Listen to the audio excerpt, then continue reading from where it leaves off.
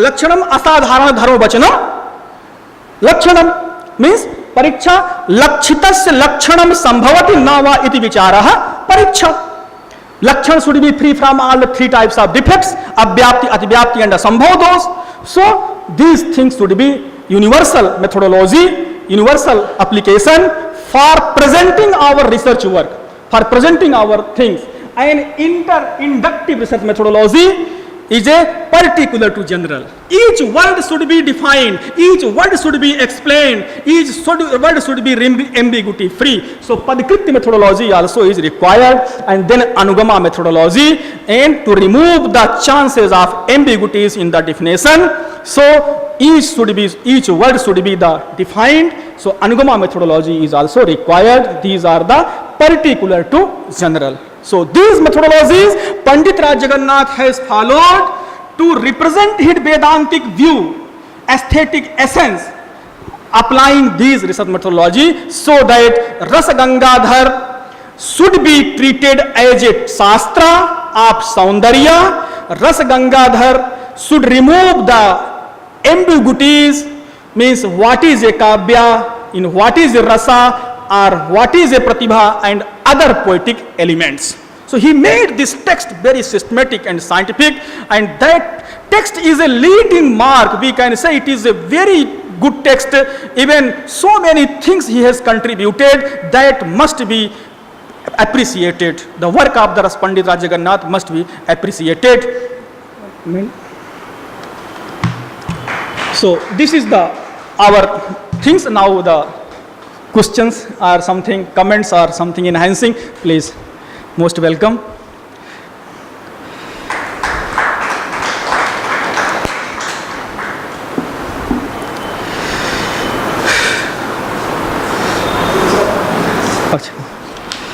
Give me your hand first.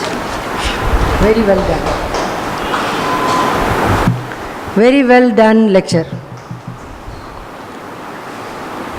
For those senior professors, the subject is not new, but the way he has presented the subject for the benefit of the youngsters probably is really beautiful. He has got a passion for the subject, and thank you for your lecture. I used to shy away from Advaita. Now I think I can read the Advaita without any fear. You have made it so easy. There is a big gap between Sahitya and other Shastras, which he is trying to defend. Like ST College wrote in defense of poetry, he is defending that Sahitya is a Shastra as derived and decided by Jagannatha in his Rasa Gangadhara. It is because of that Professor Kuppuswamy Shastri chose the title Shiromani for the Shastra courses here, because it was Raghunatha Shiromani of 18th century, and he was an exponent in both Shastra and Sahitya. So Professor chose that title Shiromani for the courses here. He thought that both should go hand in hand.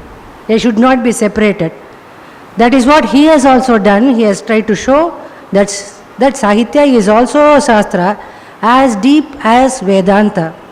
It's very, very interesting, very, very intelligent way of presenting the theoretical postulates in modern technical language. Any question? That is my observation. Questions? Any questions? Oh, right. What is the time now? 7:30. We didn't bother about the time at all. You did a good job. Anybody has any doubt or anything? Professor Srinivasan, please, your comments. With that, we will close. At least some for my enhancement of knowledge, sir. Something I can take the blessing from you, and in that way I can enhance myself.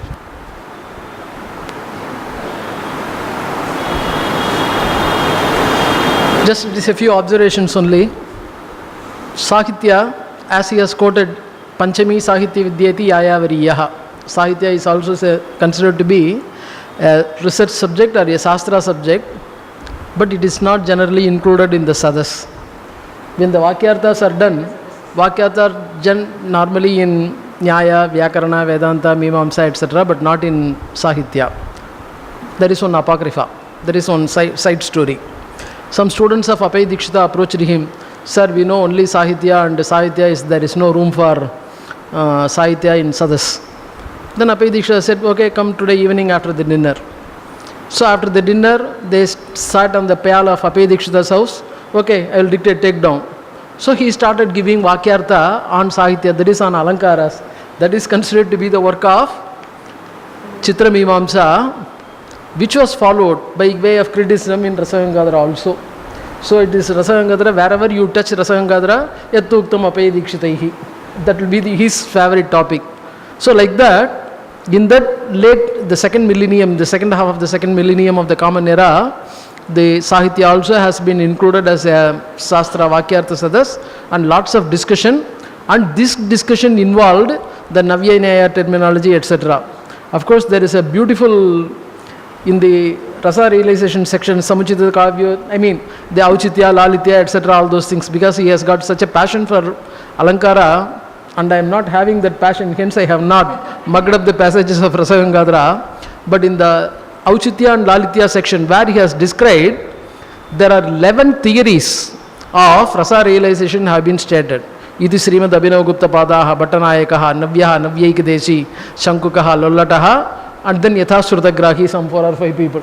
So there are 11 people, but the third opinion is called Navya, and incidentally, today in the Sanskrit college also Swati Vakyartha Sadas was held, and for this Mr. Sundaresan, N. Sundaresan, head of the Department of Sanskrit from Calicut University, was invited. He gave the Vakyartha on the Navya opinion of Rasagangadhara. So today it happened. He gave a detailed exposition of that, and there was a lots of discussion from Nyaya and Nyaya point of view, where this Avachedaka and Adhisthana, where it will be Adhara, Adaya, Bhava, Nirupan, all those things. So Upakrama and Upasamhara. Today morning also started for me with the same, and today evening also I am having the same thing.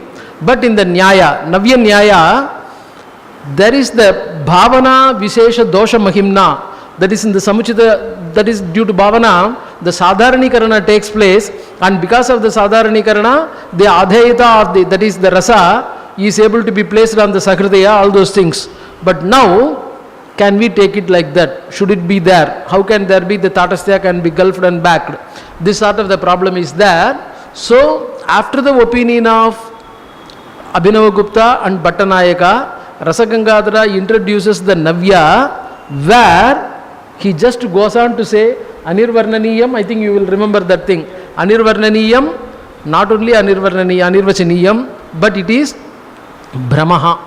He says, just like Suktika Rajatavat, the Rasanubhava, he terms it in the Advaitic terminology, and there is an opinion that the third opinion is that of Rasagangadharakara himself.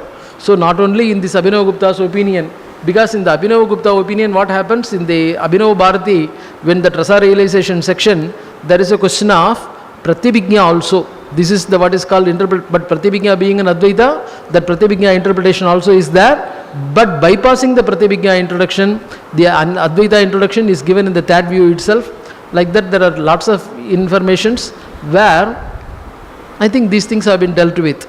Towards the end, the experience, because as they say, Vigalita Vedyantaramatihi and Sattvodreka, these two things are possible. This is dealt with in Mandukya Karika also. Rasaswadaha. Rasaswada also is considered to be one of the obstructions for bhavana and meditation.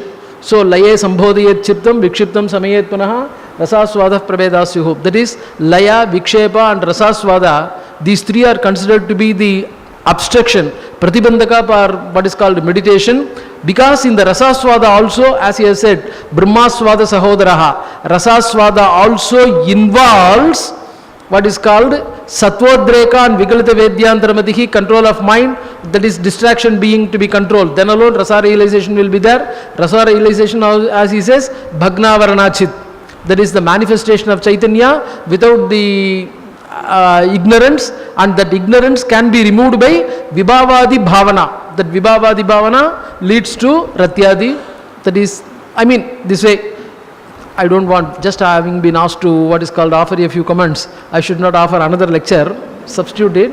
But anyway, in this way, initially, but that is beautifully, even what is called the history is beautifully stated in the Jayarata's commentary on Alankara Sarvasva, how the theory of what is called the Dhvani etc. is being developed, and based on that, that is in the history of developed theory, how it is what is called the aesthetic experience, it takes the culmination in the point of Apaya Dikshita and the other people, and you find it in Rasangadharakara also, and it further it goes with Atirathri Ejon, Guru Marma Prakasika, Nagesa Bhatta etc. It develops further. Anyway, there it is not only the theories, because Rasangadhara being the last of the great skians, it what is called, instead of new theories, it just takes a turn for the experience and realization etc. He has beautifully brought it out, and not only he has brought it out beautifully, he has added those points also.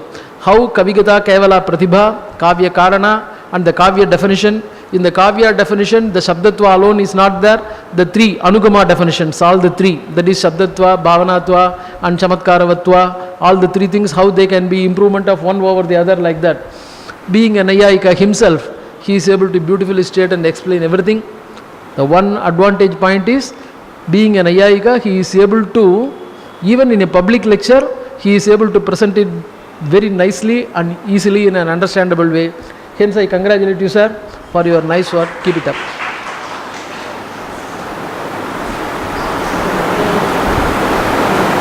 Once again, I thank the speaker today for having given us a wonderful lecture. As a mark of our appreciation, our secretary will hand over to him some of our publications. One is on, two books are on Kuppuswamy Shastri Memorial volumes. One is on Aesthetics Experience by Dr. V. Raghavan, which will be really interesting to you. Next,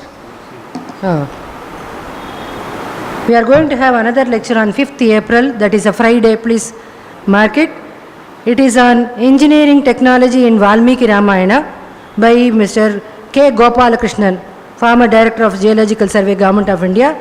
It will be a very interesting lecture. Please make it convenient to attend. Thank you for gathering here and listening to the lecture. Thank you all.